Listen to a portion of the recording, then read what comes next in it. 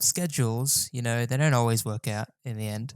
However, that being said, I did say that we might have some uh, Mandalorian podcast that will be like conjoined episodes, and that is today's podcast episode. I should probably change it to like episode. Instead of the title being episode 3, I should probably call it like chapter 5 and 6, just so that it doesn't get messed up. But either way, I'm joined again, as per usual, by my good friend Christian. Hello, hello.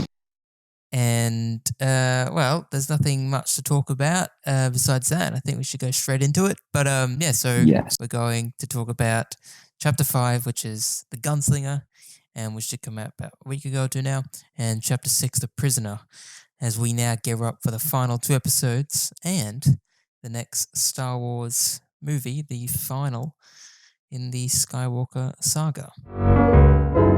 So, chapter 5, the Gunslinger. First up, what's your overall opinion on it, Christian? Did you like it compared to the others? Is there any major problems you had with it first up, or did it seem all right? Because from memory, watching it, most of it I think was good. The only big problem I've had was I think I said this, but on the last podcast or whatever, I talked about how like sort of the story and how it seems very like just like just been like sort of squeezed into this sort of bite-sized little episode thing. And these are more or less like, I guess even chapter 6 does this. These like things are like sort of side story things, which obviously like they do like contribute to the main like quest, obviously, of trying to get Baby Yoda safe or whatever. But it's still sort of like an idea of like these are all like side quests and stuff like that. But my biggest, like, I loved chapter 5 for, going back to Tatooine, a lot of info dumping culture and stuff like that, which was really cool.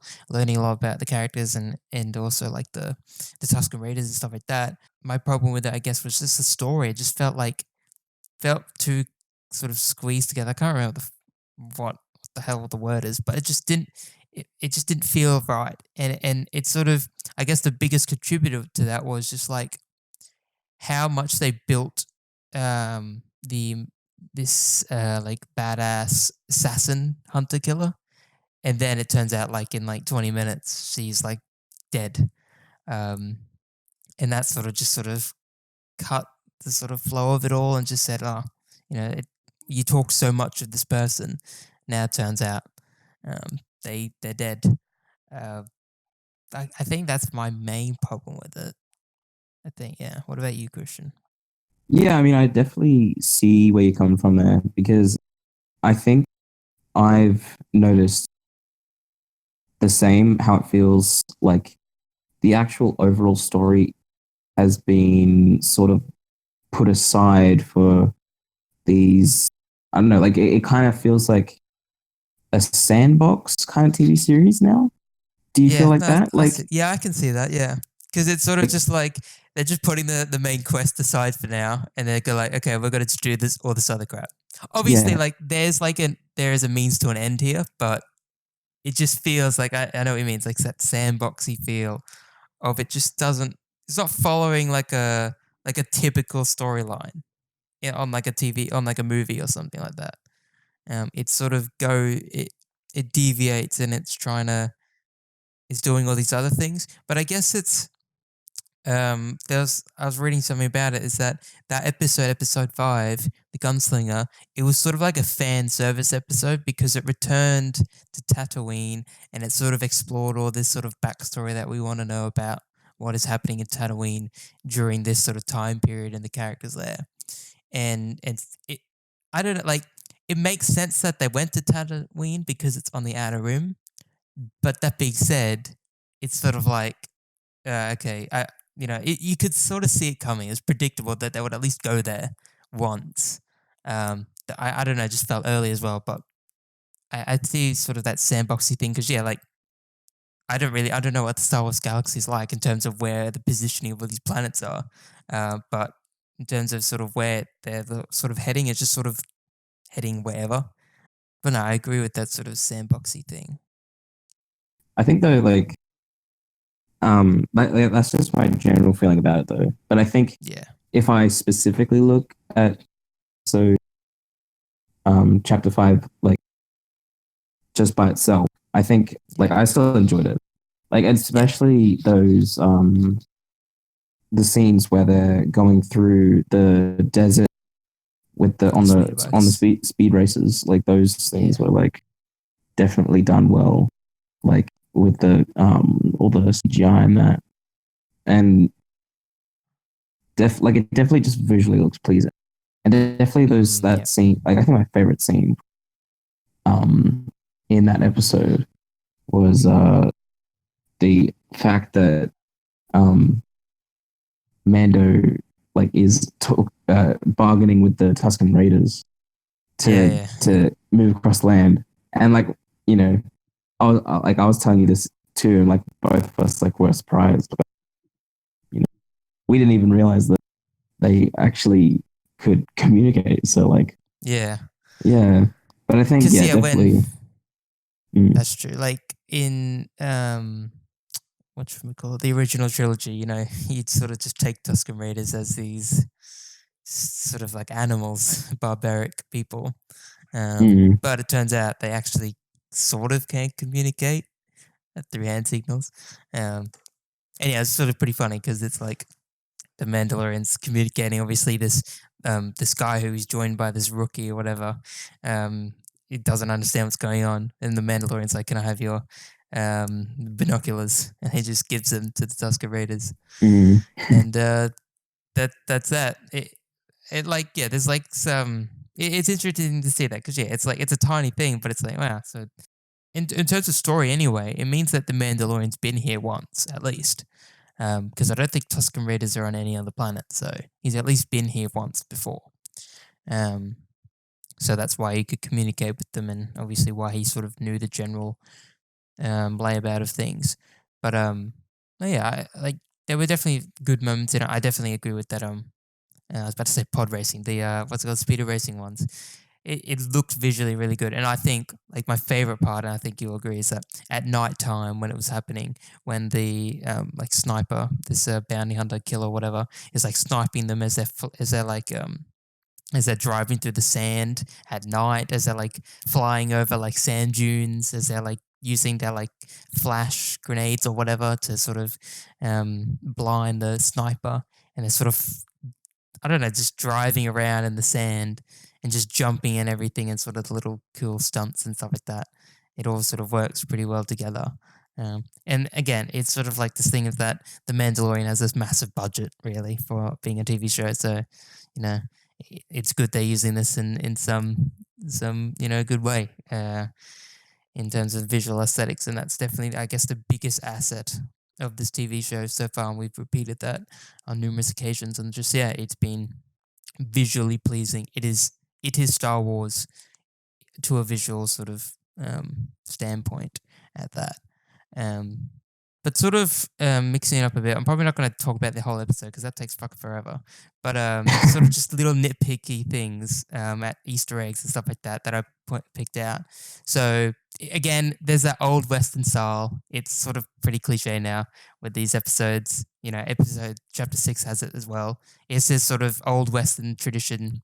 However, I was reading up on this and sort of like I didn't actually realize this, but so a lot of like the old Western things are sort of based off like old samurai and sort of that sort of style, that Japanese sort of ancient warrior sort of style, which is kind of cool yeah, because I never really knew that. I actually did not know that, and I think a lot of that is also in like the original trilogy or something like that. I know there's a lot of like influences from that, and I never knew that. So it's interesting that I found that out. But still, I feel like because there's so much just I don't know. I'm not a big fan of the old western thing, more or less because I just don't know. It doesn't necessarily fit for me with this sort of genre. However, I will say I am starting to like it a bit more. I think chapter 6 sort of made me like it a lot more, but there's still that little bit of me just like I don't particularly really like the style. It's more or less as I said before. I've seen it too many times. But that being said, it's still pretty good. Other things I picked out. So I don't know if this is true, but I was reading and I think it makes sense. And when I was watching that, I thought that could make sense because considering the time period, but I don't know the life expectancy of droids. So apparently, when the Mandalorian lands with the Razor Crest in Tatooine, and he gets those the lady out to fix it, and there's those repair droids there. Mm. Apparently, those repair droids are the ones that Anakin had in the Phantom Menace. So when he was a young boy, and there was that what's his name, the big flying bug guy, who like had Oh him yeah, as a the slave. blue that blue creature. Yeah, I know who you're can't talking remember his about. name. Yeah, Yeah, but Anakin there was fixing those repair droids. Now the thing is, there's like like a those billion exact repair droids. ones, or I don't know. I was reading, and apparently because like someone they're definitely said that. I the don't know. same types. Like Yeah, I do I don't. visually like remember that now, but like yeah, That that'd be he interesting. could. It'd be pretty cool. But it's sort of like my other thought is just like there's probably like 100 other of those droids there. So, but if it was, that'd be cool. That was a little thing I picked out. Uh, but some other things is like with we see Mos Eisley looks like a fucking shithole now. There's like the cantina, whatever it is there. Um, there's it's not very busy as it was in the New Hope. A New Hope. There's And like it's hardly yeah, anyone there. and I think the biggest But change is like in wait one sec. in the original. I mean, yeah, obviously the band's not there, and droids weren't allowed, and now it's just there's literally a droid at the bar, Oh like shit! I completely serving. forgot about that. Oh my god, I Yeah, forgot about that. yeah, Yeah, what the hell? that's I probably the wonder biggest why that change. happened. Shit. Yeah, because they couldn't put droids in. I completely forgot about that.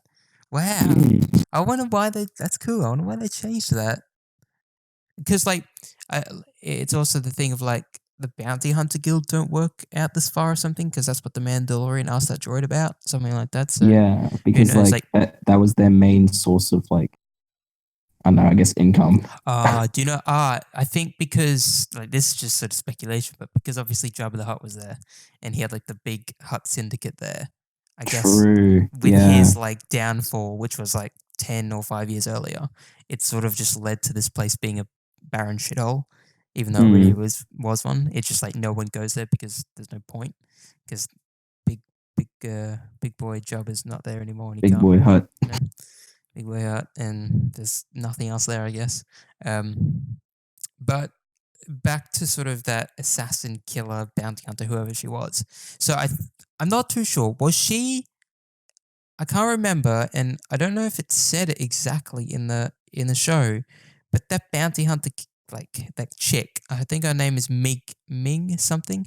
Um, is she a bounty hunter killer who used to work for the Huts, or was she like someone else? Do you know?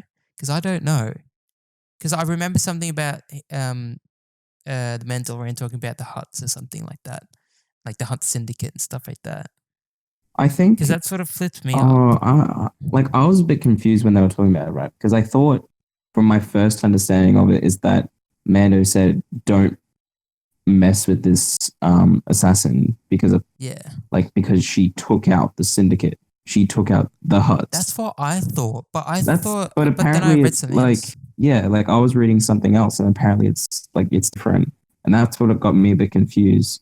Because like but also it would make sense because like it kind of like because how easily Mando took her out was Yeah, true.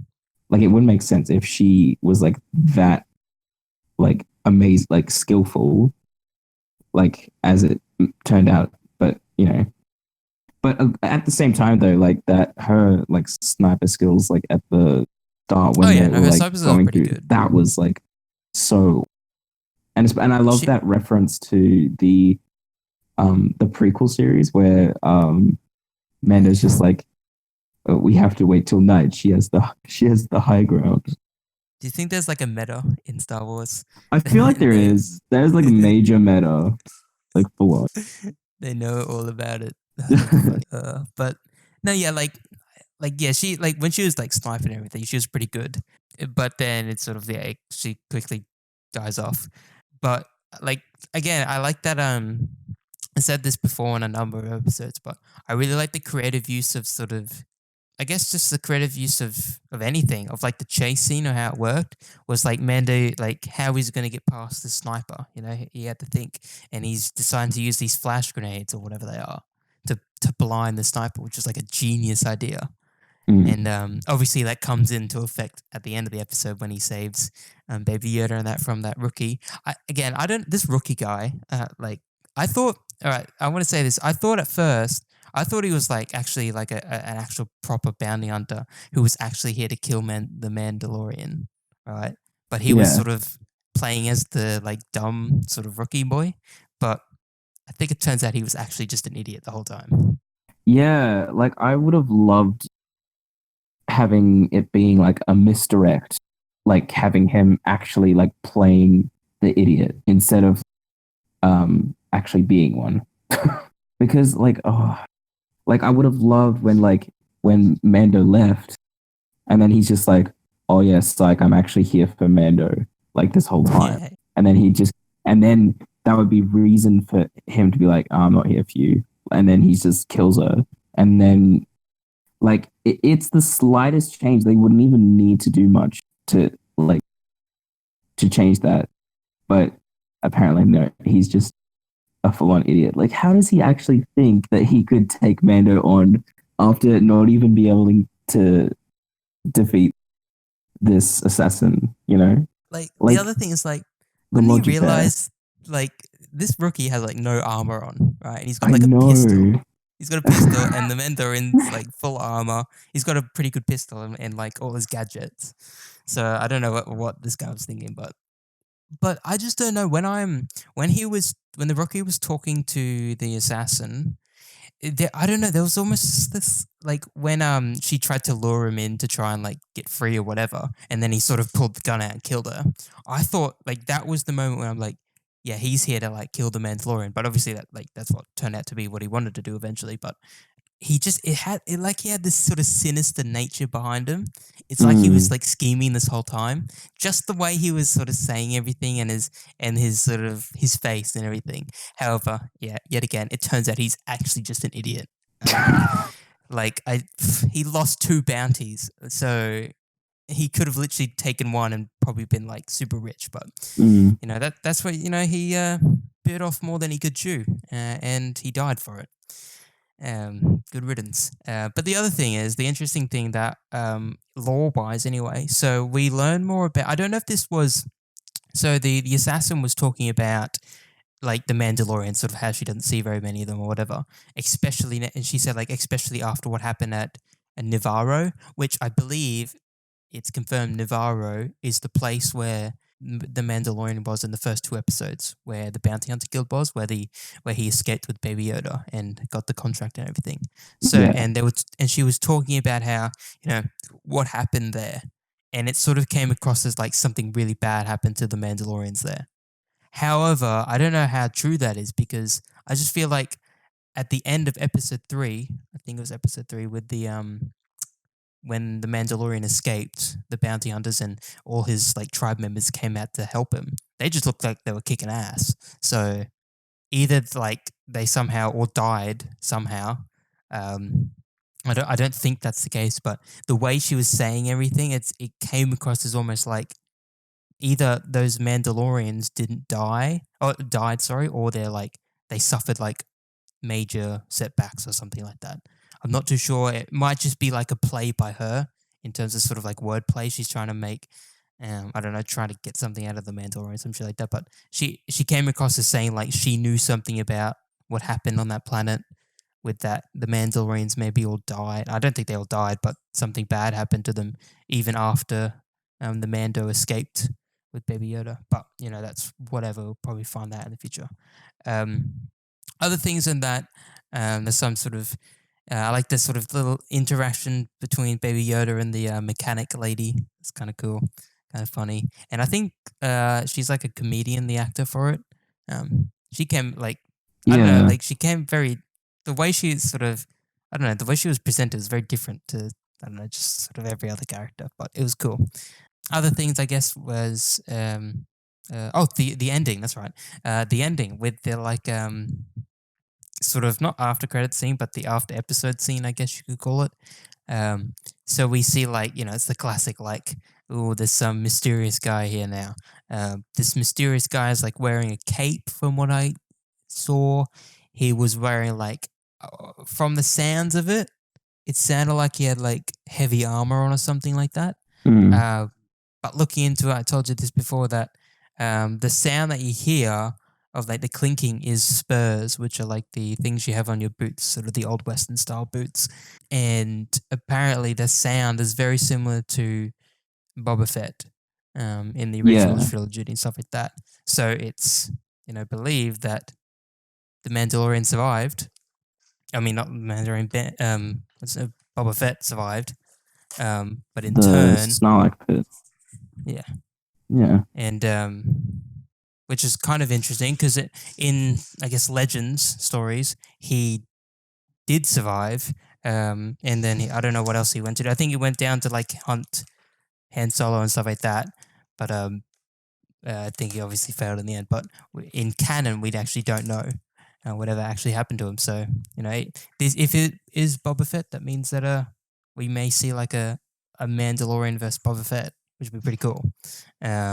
These sort yeah. of pretty tough ass bounty hunters going at each other, which I think would be pretty cool.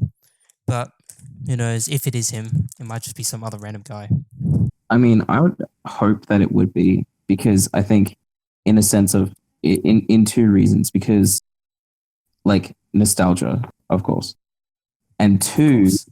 um, Boba Fett could definitely be a reason, well, not a reason, but a way of getting the series back on track to like the actual plot, the story plot line. Yeah. Because I can imagine Boba Fett being hired by the old Empire to get Baby Yoda back, because obviously Boba Fett has a reputation, just like Mando, right? And then that would also give the reason for Boba Fett versus Mando, and it also gives the a way for it to go back onto like, because I feel like the main storyline is the secrecy of like this old empire. Like, what are they doing?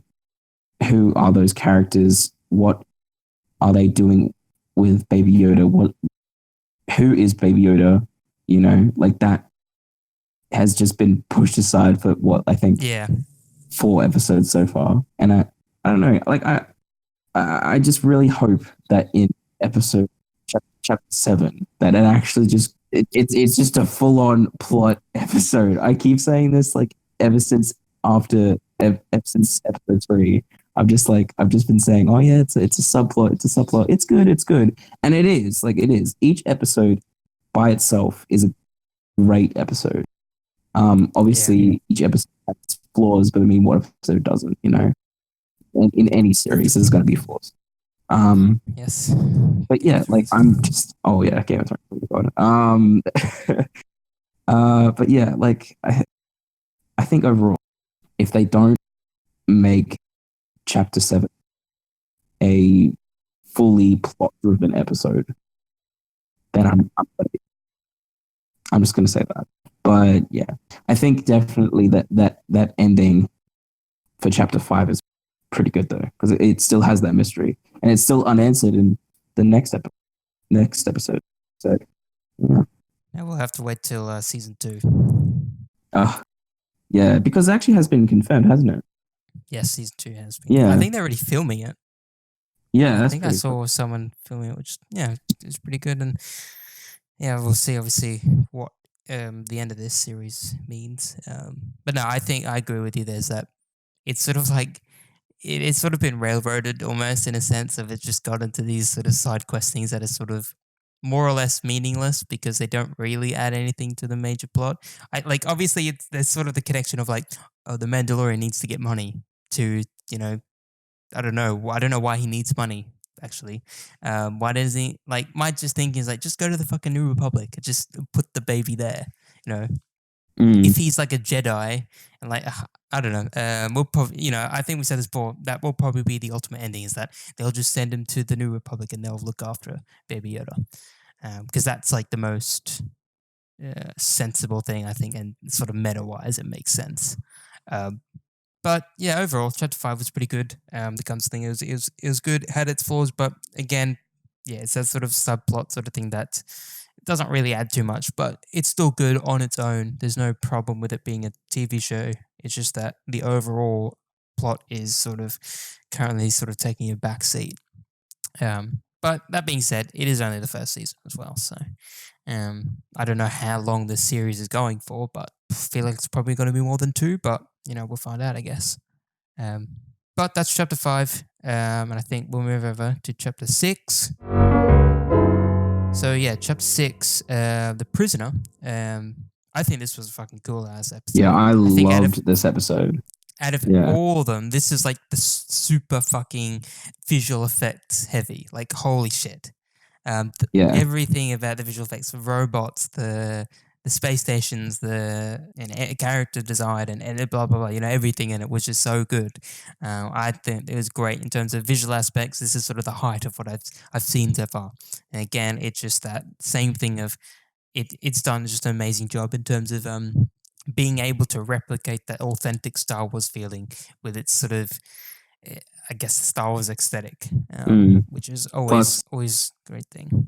Lots of action and Yes. lots of betrayal in this episode. Ooh. And It's sort of weird. I don't know what the fuck was actually going on with the betrayals. I thought like everyone was just betraying everyone, really, in terms of sort of what was going on. But I don't know. I loved it though. But I mean, it was good. I mean, like just to quickly summarize my, just to go back, it's not fully driving the main plot, but as an episode itself, blah blah blah. I think focusing definitely on the episode itself. Oh my gosh, it was like amazing. Like straight off the bat, getting into it, he's like, given the job and he's already in a pickle because like now they're using his ship and there's that potential of like, oh no, Lord, if they find Baby Yoda, which they end up doing. And, like it's just tension and tension on the ship. And then once they actually like get to the where the episode is mainly set in the prison, like what is it like a prison prison sort of transport ship sort of transport thing, ship. Yeah. God, things get hectic, Yeah. Mm. I think I think the good thing I really like this is actually the story. When I sort of complain about so far, I've sort of complained about most of the other subplot stories. This one so far, I think, actually nails it in terms of being able to succinctly make the story without making it sort of like, what the hell's going on? Oh, because yeah. This is what I like is that there's not really much time for exposition in it as well. There is a bit at the start, but it sort of just pushes you right into it, which is good, which is what I want. I don't want to spend forever learning about everything. And it's it's good because the way it does it is that there's this sort of heist sort of thing, this sort of jail breakout thing, right? It makes sense that these guys have already planned for this. All they need is the Mandalorian, right? So there's no need for like, okay, we need to do this, blah, blah, blah, blah. It's all been set in stone. So there's no need to say that, which is straight off the bat a good way of both mixing story and TV show together because it means we don't have to be there forever. We know all the characters pretty instantly. We figure out sort of who they are just by their personality, the way they talk, which we'll go into a second. I really like each of them. But the story, it just moves ahead. It doesn't stop. It keeps going. And because it's sort of this jailbreak sort of story sort of thing, it's just sort of very succinct in what it's trying to do. It's not going overboard with everything. It's just a simple job. Go in there, take out this prisoner, get out. Obviously, along the way, though, there's some betrayals and stuff like that. But I think so far, out of all the subplot stories, this is my favorite one because it does it so well that I don't have to keep wondering about everything. Because in my head, it makes sense that in terms of like they've already planned for this. They don't need to spend forever doing everything. They know where they have to go. They've got a freaking droid on their side who can learn about everything. Apparently, turns out all the robotic computer shit in Star Wars is terrible because this old robot can hack into it. So which is like that's a sort of little nitpicky thing. It's like I guess it sort of makes sense. It's sci-fi, but it just sort of goes to show that like these like New Republic or whatever ships have terrible security or like computer systems because this like old robot can just plug in and apparently just hack the mainframe or whatever. But that's another thing entirely. But the characters themselves, all of them are interesting, and we also sort of learn that the Mandalorians dealt with that with the top dog, which I think his name is Rand something, but he's like a I guess he's sort of like a black market dealer or something, and we don't really actually know what he is. We don't really know too much about his past with the Mandalorian, but there's like the interesting conversations that come up over it is that apparently when the Mandalorian was or the Mando was with this guy, Ran, he was a lot more vicious back then because he says that the Rand guy he says that Mando used all their jobs as target practice, right? Yeah. Which is sort of like comes to shows that okay, so that this is sort of a different Mandalorian, which is cool because that means that there's time over the next couple of shows and series that we might learn more about his past and actually he might have been like this terrible person, but something obviously has changed him over time. And sort of that's being contributed by Baby Yoda, but there's probably some other big things. But to the crew themselves, all of them are unique, interesting individuals. We got Mayfield, who's like an ex-Imperial sharpshooter. Then there's this sort of, again, there's this another meta thing where he's like, the Mandalorian's like, oh, like, he's a fucking Imperial sharpshooter. Who cares? But then Yeah. the Mayfield says like, I wasn't a stormtrooper. And it's like, yeah. But that's that meta thing, which is sort of pretty funny. I like that. It's funny because that also means does that mean just like everyone thinks the stormtroopers are just trash and they just think it's Yeah. so bad? Which the meta thing is just it's so cool. We got some other guy. We got Berg, I think his name in, who is a Devaronian bruiser. So he's basically just like a devil guy. Um, he was pretty cool, I guess. The other one is Zero, the droid pilot I was talking about, the guy who basically hacked into the New Republic like ship within minutes. And I don't know what the Twi'lek's name is, the female, the one who used to be like friends with Mando. I can't remember her name is, but we'll just call her female Twi'lek. But I thought like I know who like I feel like I know who plays this character. I just can't remember her name. Did you get that feeling? The Twi'lek person, Yeah. the one with the So daggers. Do you know who it is? I know who it is. when I was watching the episode, I felt like I recognized her face, right? Yeah, I did But too. nothing else. And then reading into it, I was like, because I actually read an article about like some actors playing it, and then I saw a name pop up. I can't actually fully remember it or pronounce it properly, but I remember she played Tonks in Harry Potter. Harry Potter, and I was like, Yeah, and oh, she also played I can't remember her name, but she plays the wildling or whatever it is that what they're called? What? in I can't yeah, the fucking remember in Game of Wildling Thrones. in Game of Thrones as well. Yeah. Oh Yeah. gosh. Like, yeah, I just it's like I think I know that person, and yeah, it was her, which is kind of cool. It's she's managed to get into some pretty big things actually, Mm. like in Star Wars, Game of Thrones, and Harry Potter. Not many people could say that. Oh yeah. Um, but yeah, they were all those four. They were all played by like obviously it was like a cameo filled episode. Actually, this was as well. Like all these people who played them was like I don't actually really know many of them, but apparently they're big cameo people. Like I knew one of them who plays Zero. I can't fucking remember his name, but he's in the IT crowd. He plays a character in the IT Yeah. crowd. Oh my gosh. I thought I recognized his voice. I was like, Yeah, I just oh, can't remember where the is name of that them though. guy from? But yeah, like I think that was perfect as well because he Yeah, yeah, it does makes have sense. that sort of like robotic sort of nature to his voice. Yeah, And like when I remembered it, I was just like, God, they could have made the droid a bit more like sarcastic or like because I reckon that would have been funny as heck that would have been yeah. having him play that. But yeah, like having like I would have loved to know like how they go through the hallways and then they see all like the prisoners like they purposely show different people, Yeah. and I felt like that was like purposely done because like there was some people I feel like I've seen in like old canon like cartoons or Yeah. like I think there was like someone who I recognized from like Star Wars Rebels. I think it was like the four-armed like furry like guy, but like yeah, like I was, and definitely the Who was the red horn guy again? Berg. I think his name's Berg. Berg. A Devaronian.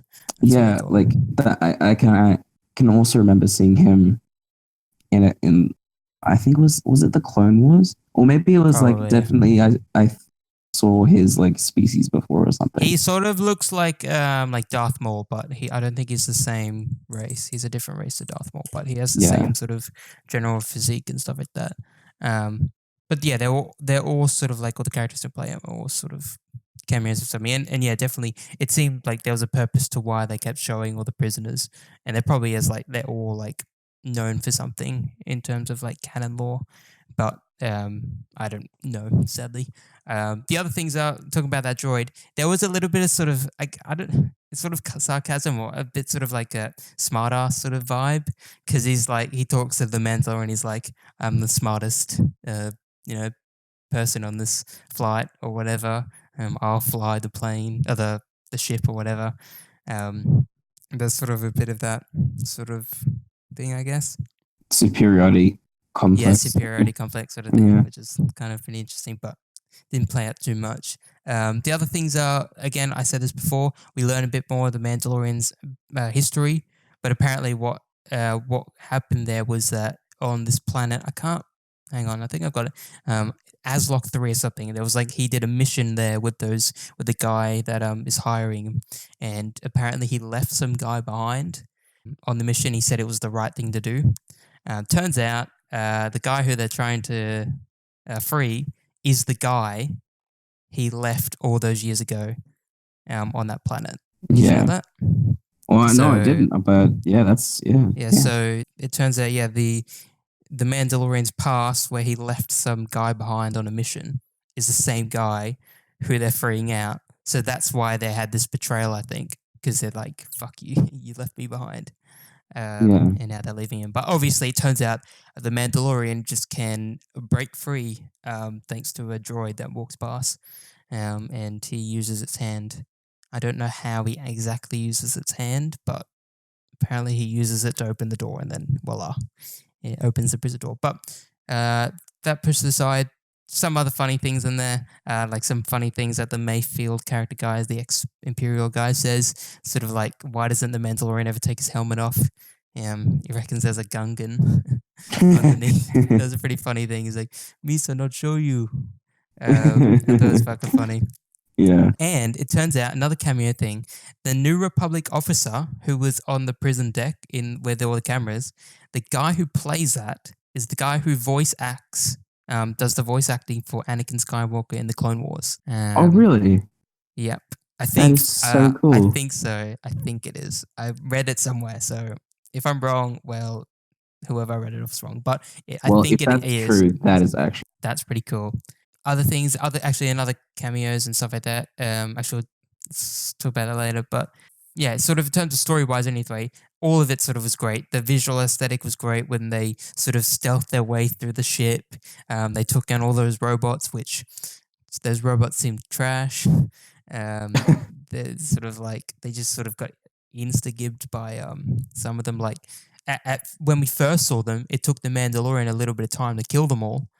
Even though like I think what was going on there was that the reason why the rest of the crew didn't help the Mandalorian kill those four droids was because they were hoping maybe he might die or something. So yeah. then they could like, Mm, because I guess like the whole idea was either kill him or leave him behind. So in the hoping maybe they would die, but turns out he's a Mandalorian. You know, he's not going to go down easily. Like, there's a whole lot of other things. We have that sort of Mexican standoff with that guy on the bridge, but then the Twi'lek lady just throws a knife and kills the guy. However, in turn, he still somehow clicks the button for the New Republic tracking beacon. Then it means that they have to all hurry up. And then obviously they go and get the prisoner. Turns out he's the guy that the Mandalorian left all those years ago, and then turns out it's all a betrayal. But then it kicks into this. It's sort of like this, traditional sort of jailbreak sort of story. But then it almost turns into this sort of this horror fucking film. because it like Yeah, takes this vibe of like that the Mando hunts down each of these guys, which I thought was cool. it definitely It was had so good. like that Alien versus Predator sort of vibe Yeah, where yeah, like the power is just flipped, and then like yeah, Mando like is like, I am going to separate you and then kill you off one by one, yeah, which was like so awesome. And like it was definitely a good change of pace, because like it like it time wise, like in throughout the episode it was like, okay, yeah, like, and everything just flows so well, yeah. and like when it Does actually definitely. has that change of power, like it, all the colors change. It's like red, and it's like it raises tension, and like all like the and you're just like, damn, this is like so fucking awesome. Um, Yeah, and then it like with the whole, and then it just turns out to be like a whole massive like misdirect, because you think, like, oh my kills god, them like all. you think he like kills them, because like he because of that because of them killing the security guard, his like morals is like just cut off, and then you think he just Yeah, turns to his, like he relapses into his past self, where he turns into the, like, I'm gonna use you as target practice. But then he like, in the end, it's like they got what they deserved, but they actually did, like, are in jail now. yeah. But I feel like they're gonna come back now. Oh Probably yeah, should have like killed them. I think that's probably why J.J. Abrams like put that there. Like I think throughout these episodes, like with these subplots, he's actually just setting seeds for like future storylines. Like Yeah. they'll Oh like yeah. come back, and then which is great. But like at the same time, please do like a major plot, please. Yeah. Yeah, like that was definitely my highlight of that episode. Just, it was so awesome. But like it was so crazy how I thought, like, because all three of them were still alive, right? Yeah. I was like, I can see how the guy and the chick were still alive, but the Borg or Berg, Devaronian. Yeah. yeah, The bird how guy. was he How did he still survive? alive? I Because it thought his head got literally, chopped off. yeah, because like it had the double doors, the first vertical, which was like, okay, cool, he stopped them using his strength, but then it literally cut to him being, to the sound of him being squished by the horizontal doors. Yeah. I was like, oh my god, jeez Yeah. I thought he Louise. died as well, but turns out he survived Yeah, somehow. apparently he is that fucking strong. Which is, yeah, it's pretty ridiculous. Like these doors are meant to like sort of like hold back sort of space and stuff like that, I guess. But turns out this guy can just survive it. I don't know, like he might be scarred, but who knows?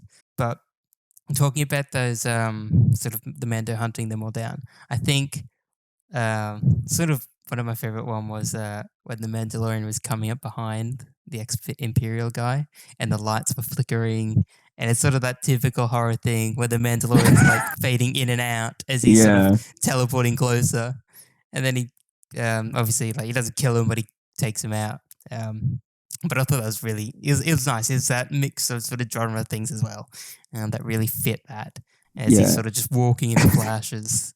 And I That was love how pretty the funny. guy was like scream, just no, like no. Like it's funny It because was this so guy it's like sort of like pitiful. this guy is like he sort of tries to come off as like this sort of tough bloke, but Yeah. he's sort of a bit of a wimp.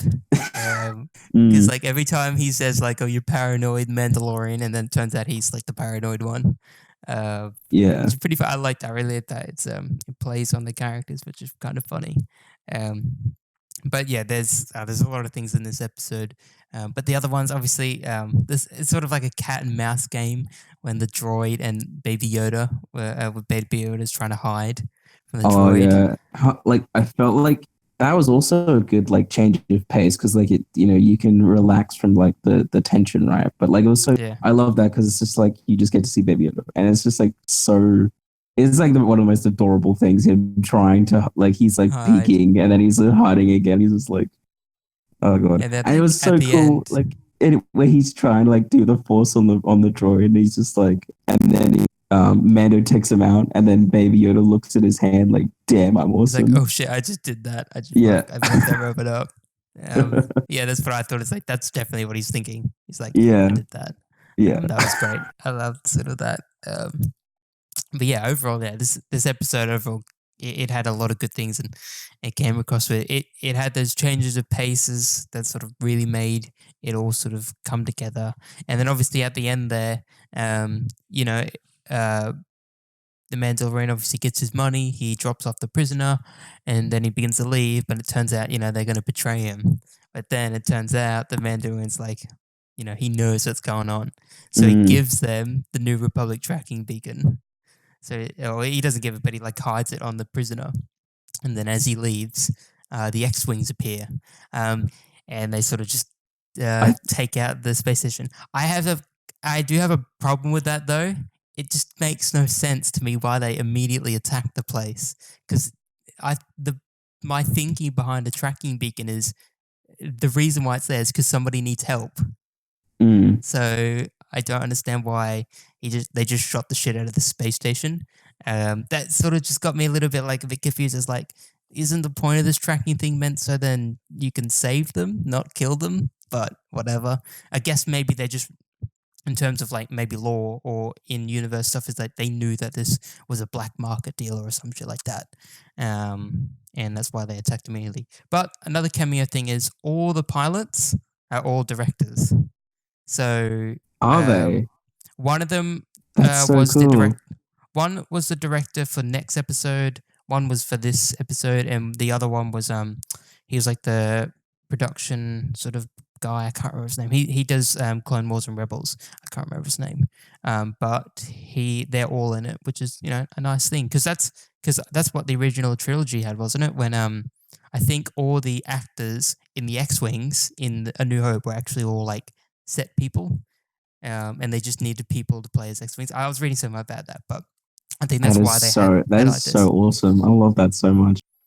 Mm. Like how cool is that? You're like you direct and then you get a cameo in the film or in the I show. mean, How if cool I is that? was a director, I'd totally cameo in my stuff. Yeah, Like fuck hell yeah. yeah, Oh yes, yes, screw you. Yeah, I would be right on there.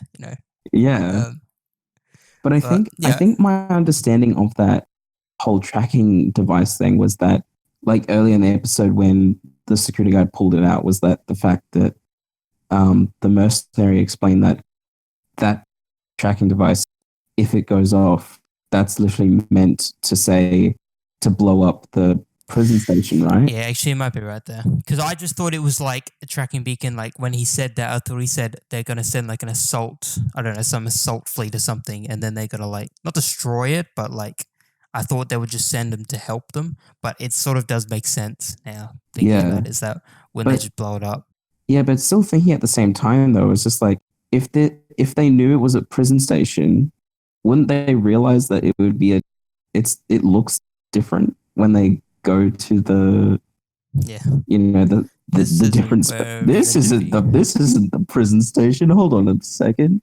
But at the same time, Either way, I'm just going to blow it up. yeah, but I think at the same time though, like I actually like love that scene so much because Yeah. like it literally references like it's definitely pays homage to like the scenes in the original trilogy with like that's like, oh yeah, this is Red Leader talking to Yeah, yeah. Gold Leader. Like I was like full on nostalgic just then. I was like, I love this scene so much. And then they just don't give a single fuck. They just go, yep, let's shoot it down. Let's Bang. just shoot it. They don't even like Yeah. no second to think. They just like bam and just destroy the place. Like it was like I loved it so much. It's definitely one of like the highlights of that episode as well. Which is just like I had so many highlights in this episode. I just loved it so much. It Yeah, you know it it definitely did ticked all the the film boxes. all yeah ticks all the boxes. Film techniques, the storyline in itself. Like all the characters, the relationships between characters, the ending, the references. Oh, like this episode, like definitely, I think it's probably my favorite episode of the series so Yeah, far. no, yeah, I definitely think Yeah, it's pretty. Like in terms of like out of all like these subplot ones, it's definitely been probably the best out of them all of them. yeah. But actually, I don't know. Yeah, I think it probably is the best. Like episode 3 was pretty good, especially the ending. I really like that. Oh yeah, But definitely. this one, I think this one it just had everything. It managed to grip you for all of it, and it did a good job at that. But yeah, definitely this episode was good, and we'll find out, I guess, how episode 7 tries to top this. But I don't think any of them are really going to be able to top Star Wars, the movie coming up Oh in the yeah, next right, few days. Skywalker. So it At might be the a end bit of all of of our a Mandalorian episodes, we're just like we always mention like so like keen for this for the movie, which I yeah, am because again still. yeah, Oh well, yeah, god, that's the thing. Sort of like with these Mandalorian, it's sort of like a hype thing. It's getting you hyped up for it. Um, let's just hope it all goes well and it's not crap. However, I have faith. I have faith in seeing that everything goes well and that yes. it's all going to be enjoyable at least. As long as I it's think enjoyable, I that's all that think matters. I will enjoy it no matter what. I think Oh I yeah, I yeah. think the main thing is like I'll just do it because it's sort of it's a journey of Star Wars anyway.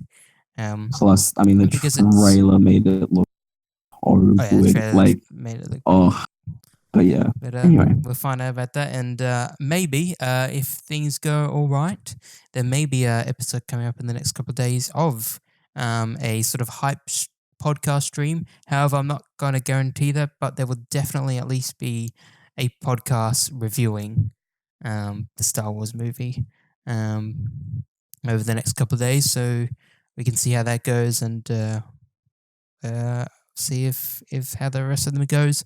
But because for us anyway in Australia, the Mandalorian, the next one actually comes out the same day that we watch Star Wars, The Rise of Skywalker. So probably the next one of these won't come up till at least next week sometime, because we'll be too busy watching the actual movie. But it's a Star Wars filled week coming up, and it's going to be pretty enjoyable, I think. But I think that's it. We managed to go through everything. Didn't spend too long, thank God, but still a long time.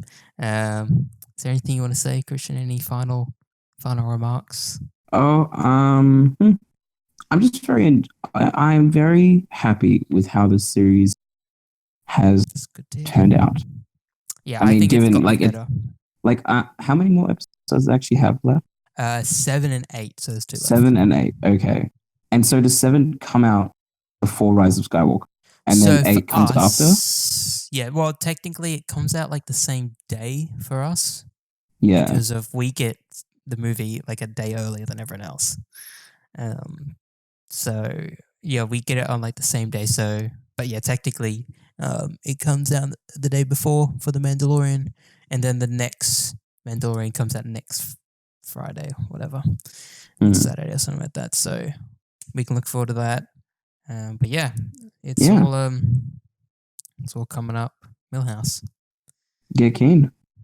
Well, thanks again for joining me, Christian. It's been You're a very pleasure welcome. talking about the Mandalorian and all that. And I believe I will catch you next time. And as always, well, I guess as always now, hang on, what do I say? This is the way. And what's the other one? You say the I other one, have I can't remember spoken. the other. Okay, so this is the way. I have spoken.